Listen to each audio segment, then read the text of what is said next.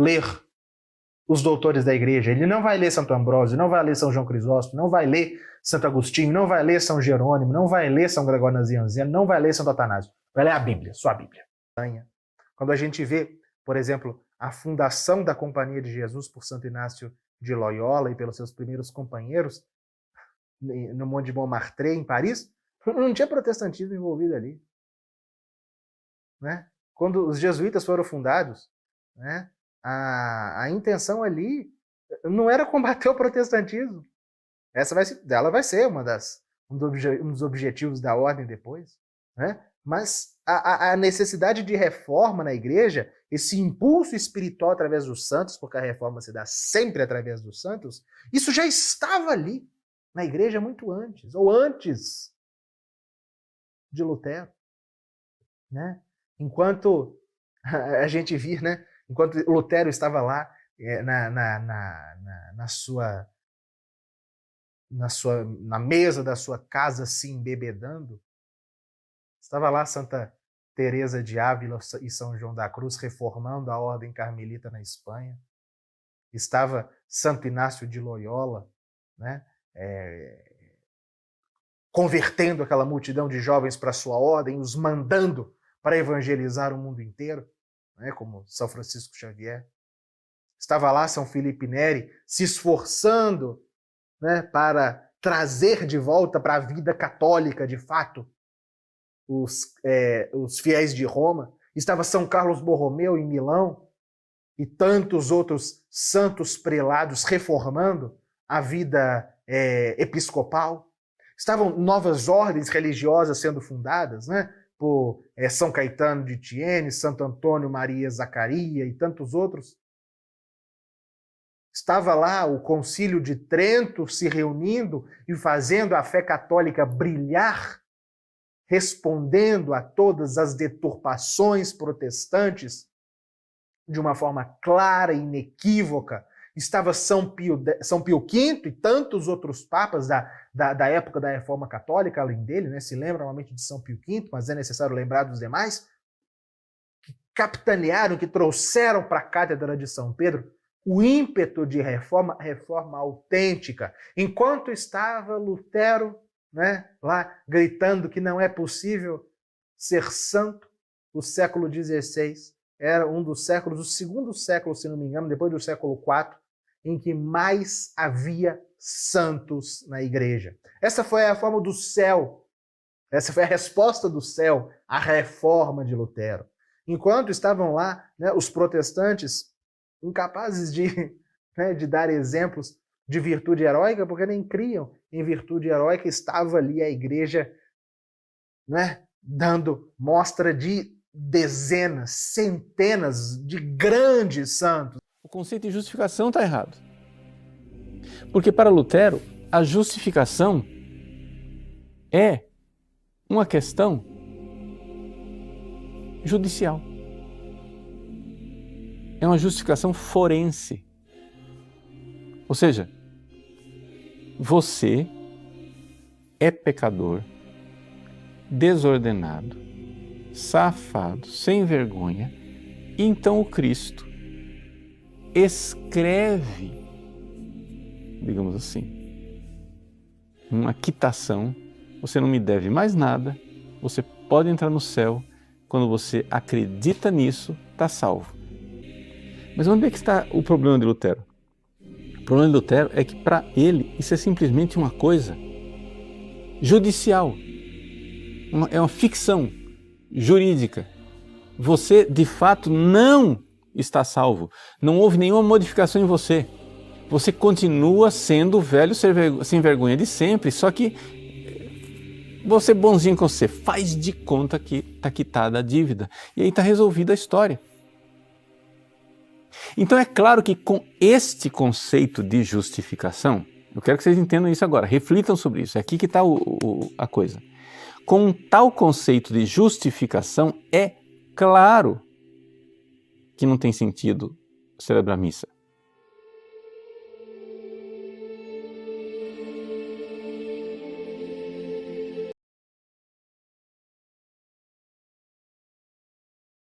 Por fim, esse aqui você não vai achar, não tem PDF. E quando você falar deste livro aqui pro calvinista, ele vai falar, não, esse judeu se matou. E é verdade. É só isso que eles conseguem falar. Mas não dá para refutar o que está aqui, porque o que está aqui é documental. Como que está aqui no unitário, como que está aqui no livro É Necessário Queimar os Hereges. Mas isso aqui é quase uma fonte primária. Esse Stephen Zweig era um judeu, ele fez uma pesquisa, e nessa pesquisa ele mostra como era a Genebra do tempo de Calvino. Gente, isso aqui é horripilante. É horripilante. Castellio contra Calvino. Castellio foi um teólogo que peitou Calvino em Genebra. E aqui então ele desenvolve toda essa história.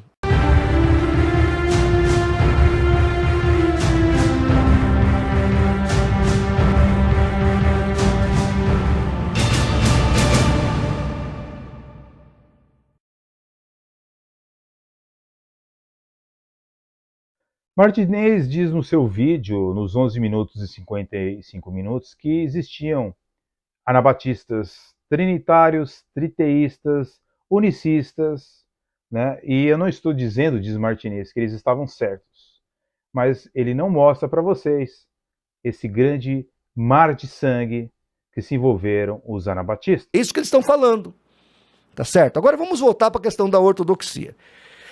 Anabatista é uma denominação para esse grupo que batizava adultos. Por isso chama anabatista, os rebatizadores. Este grupo anabatista, nós vamos ter gente ortodoxa no meio deles e heterodoxas. Então tem trinitários, nós temos também triteístas, unicistas e etc. no meio deles. E etc. Eu não estou aqui dizendo que todos os anabatistas acertaram. O que eu estou corroborando é que neste aspecto de não envolver Estado e Igreja, não misturar Estado com Igreja, eles estão certos. E eles trouxeram isso para a Reforma Protestante. São deles, é mérito deles. Outra coisa, eles eram, muito antes de Calvino, contra a ideia de uma guerra santa.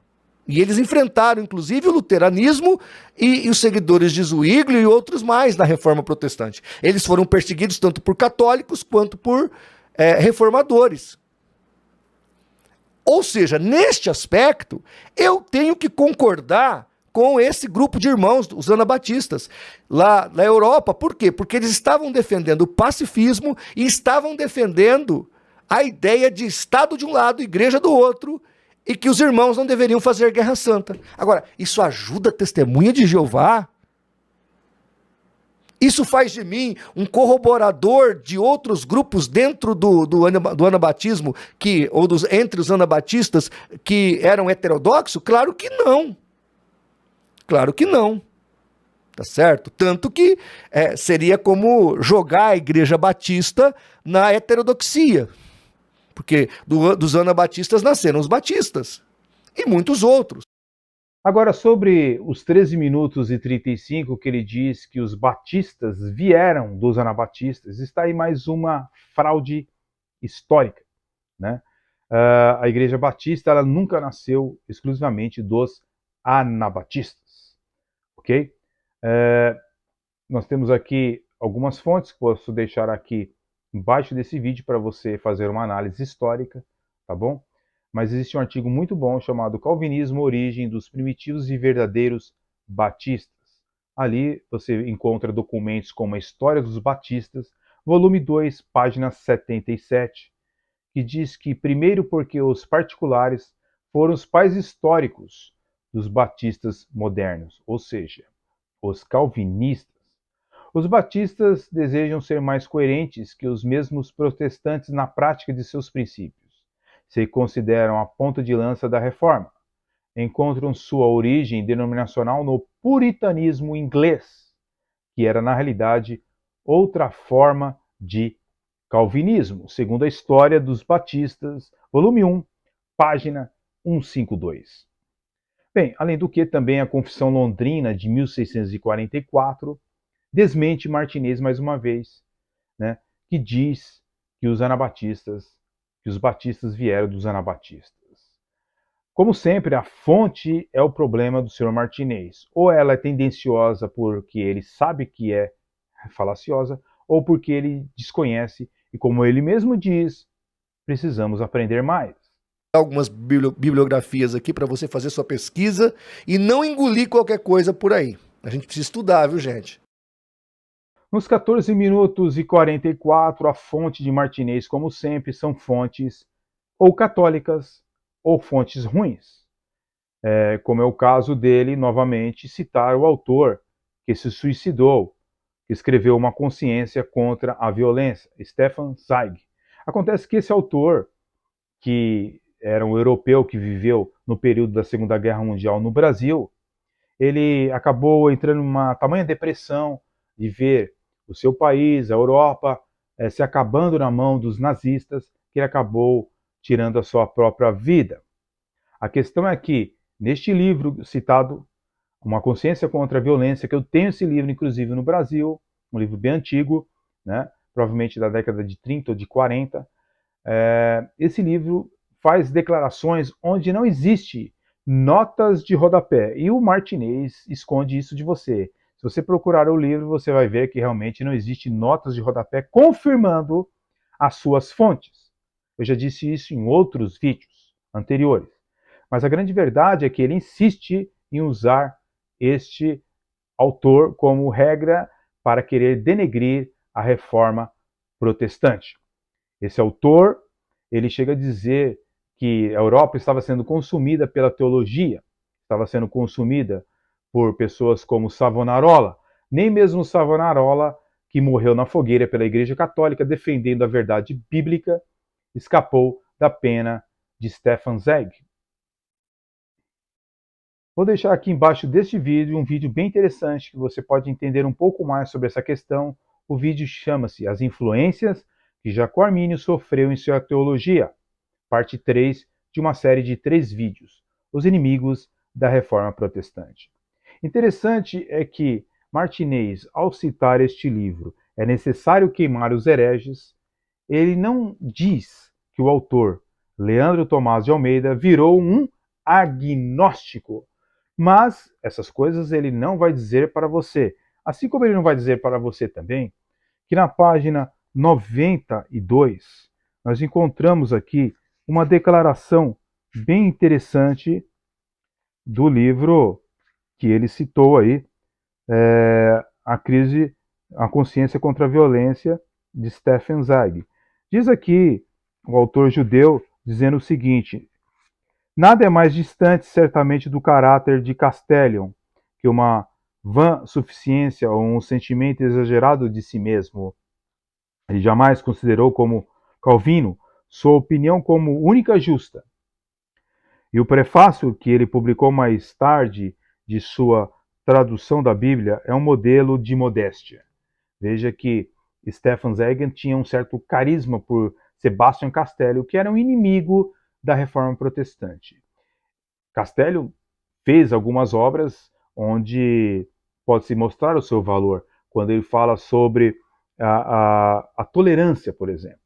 Mas, observe bem aqui nessa página 92 desse livro citado pelo Martinez, que diz o seguinte, nele, Castellion declara, né, abertamente que não compreendeu todas as passagens da Santa Escritura e advertiu o leitor para não confiar sem reservas em seu trabalho, pois a Bíblia é um livro obscuro e pleno de contradições. O que ele oferece é apenas uma interpretação, não uma certeza. Bem, aqui está uma coleção de pessoas que eram contra a Reforma Protestante. Corneck, um católico que influenciou Jacó Arminius. Temos também Zweig, né? Temos aqui Stefan Zweig, que também lutava contra a Reforma Protestante, e Babel. Acontece que se você for ler esse livro aqui, você vai perceber que além da editora, né, fonte editorial ser uma editora que edita livros de teólogos liberais, o próprio Leandro Tomás de Almeida, ele admite que ele é um agnóstico. Mas essas são as fontes do senhor João Flávio Martinez. Então, irmãos, eu estou só mostrando isso para os irmãos verem. Quando eu escrevi o meu post, eu queria mostrar o seguinte, que o Calvino foi o que ele foi, não é porque ele foi obrigado a ser. Ele fez o que fez porque ele queria. Porque a mente dele era católica. A mente dele era igual ao dos regentes católicos. Era a ideia de ter um estado espiritual e um estado temporal. Poder espiritual e poder temporal. Calvino queria um Estado protestante. Para mim, e eu já disse isso aqui em vários momentos, João Calvino foi o primeiro déspota protestante. Porque ele governou, ele mandou de maneira imperial na Genebra do seu tempo. Muito interessante essa declaração do senhor João Flávio Martinez. Agora, Martinez, de fato, como odeia tanto o reformador, né, João Calvino, assim como os autores que ele lê, eu fico pensando como é que ele vai morar no céu, se ele odeia tanto uma pessoa que foi o seu irmão em Cristo. Né? Como ele vai poder entrar no céu se ele odeia tanto uma pessoa? Provavelmente, num bairro, quando ele encontrar João Calvino, ele vai sumir para outro bairro, porque ele não consegue ver o rosto de João Calvino, por exemplo. Aliás, em um dos seus vídeos, ele diz que provavelmente João Calvino não alcançou os céus. Né? Em 13 minutos e 51, ele disse, né, Martinez, que Calvino foi o que foi, não porque foi obrigado a ser. Ele fez o que fez porque queria, porque a mente dele era católica. A mente dele era igual aos regentes católicos. E se tinha uma coisa que Calvino entendia, era de um homem depravado. Meus queridos, são declarações realmente odiosas a um personagem que fez tanto, mas tanto, pela reforma protestante. Sem qualquer tipo de idolatria a João Calvino, porque era um homem pecador como eu, você e o João Flávio Martinez, ok? Era um simples vaso que Deus usou para nos libertar, ajudar a nos libertar dos enganos sinergísticos da Igreja Católica Romana. Agora, outros pensadores pensam totalmente diferente de João Flávio Martinez, como é o caso, por exemplo, do livro A Doutrina da Predestinação, do saudoso pesquisador e professor Severino Pedro da Silva, que era arminiano. Ele diz aqui, na página 16, algo totalmente diferente do que João Flávio Martinez procura colocar João Calvino. João Calvino, o maior teólogo do cristianismo depois de Agostinho de Hipona. Bem diferente da declaração do senhor João Flávio Martinez. A Bíblia de Estudo Pentecostal, na página 45, nota de rodapé de Gênesis 9, versículo 6, defende a pena de morte. Bem, tanto Martinez como os menonitas são demagógicos. Diferentemente da declaração terrível, né, que João Flávio Martinez faz, nós vemos os antigos teólogos arminianos declarando sobre João Calvino. Este grande reformador viveu entre 1509 e 1564 e foi grandemente usado por Deus para trazer novamente a luz do Evangelho ao mundo, após tantos séculos de obscurantismo. Suas opiniões teológicas são estudadas até hoje por todos os que exercem liderança espiritual. O batismo bíblico e a Trindade, página 71. João Calvino, o maior teólogo do cristianismo depois de Agostinho, bispo de Hipona. Na casa dele, Calvino discursava sobre o Evangelho de Cristo com extraordinário fervor para um grupo de crentes.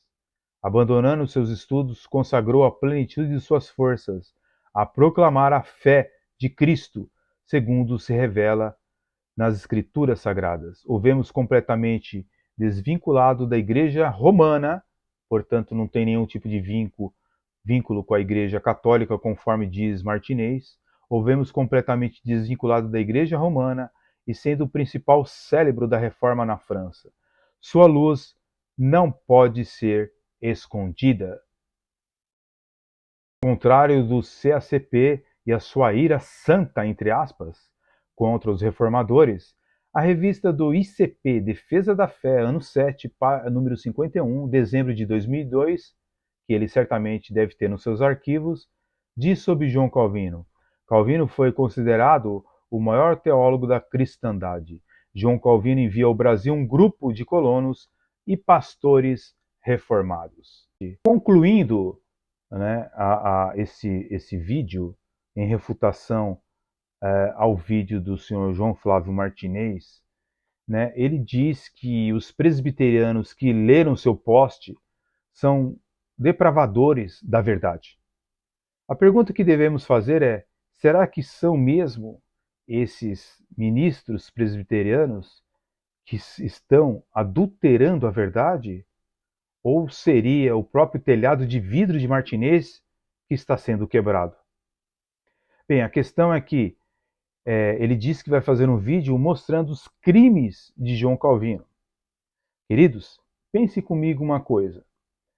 Com tanto tempo que a gente tem na vida, a gente tem que dedicar boa parte do nosso ministério apologético para ficar acusando os reformadores protestantes dos seus erros, contanto que nós mesmos temos tantos. Agora, temos que ver o seguinte, que uma pessoa que realmente procura andar por esse caminho perigoso, que anda João Flávio Martinez, onde traz tantas inverdades históricas, será que suas verdades bíblicas merecem crédito? Bem, meus queridos, até um próximo vídeo. Fique na paz e que Deus abençoe vocês grandemente, em nome de Jesus. Até o próximo vídeo. Amém. Algumas bibliografias aqui para você fazer sua pesquisa e não engolir qualquer coisa por aí. A gente precisa estudar, viu, gente?